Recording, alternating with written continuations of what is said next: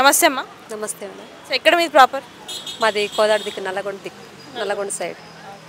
So మరి కేసీఆర్ ప్రభుత్వం పోయింది, రేవంత్ రెడ్డి ప్రభుత్వం వచ్చింది, ఎట్లా అనిపిస్తుంది? రేవంత్ రెడ్డి వచ్చినాకనే అన్నాశనం బాగుంది, మంచిగా ఉంది. రాష్ట్రం ఇక్కడ బస్సులు ఫ్రీ వేసిండు, మంచిగా ఉంది. అసలు అయితే న్యాయం బాగా చేస్తుండు. ఇక్కడ గ్యాసులు కానీ 500 తగ్గించిండు, బాగుంది. ఇప్పుడు అమలైందా అది మీకు? అమలైందా గ్యాస్ పైనది 500? మా ఊర్లో అయితే ఇస్తారు, మఠంపల్లి మండలం మాది.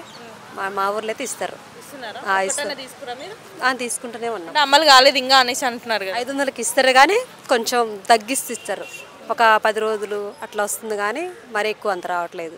అప్పుడు 1200 పెట్టుకుంది, 3 నెలలు 4 నెలలు వచ్చేది. ఇప్పుడు ఏమో 500కి తీసుకుంటే 15 రోజులు 10 నెల రోజులు అప్పటి నుంచి రావట్లేదు. అంతే.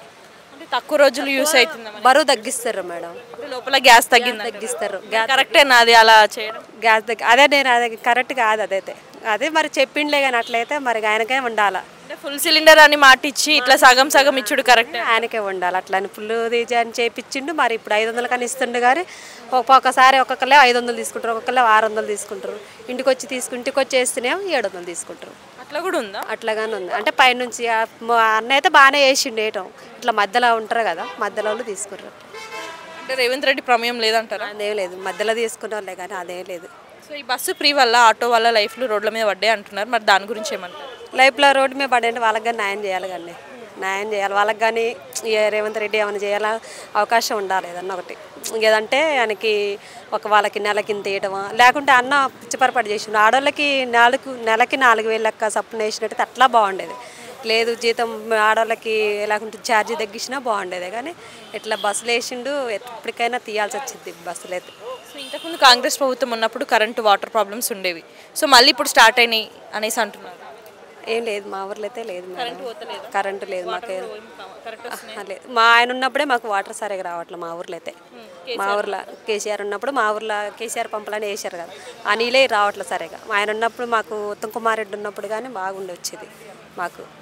ఆడ నీళ్ళు కానీ ఏదైనా మంచిగా ఫ్రీగా ఉండేది అప్పుడు కానీ ఇప్పుడు ఈ కేసీఆర్ వచ్చినాక కానీ 5 సంవత్సరాలు కానీ మాకు నీళ్ళకైనా వాటికైనా రోడ్లు ఒకటే వేయించిండు మా ఊర్లో. అంతే, మఠంపల్లిలో రోడ్లు వేయించిండు.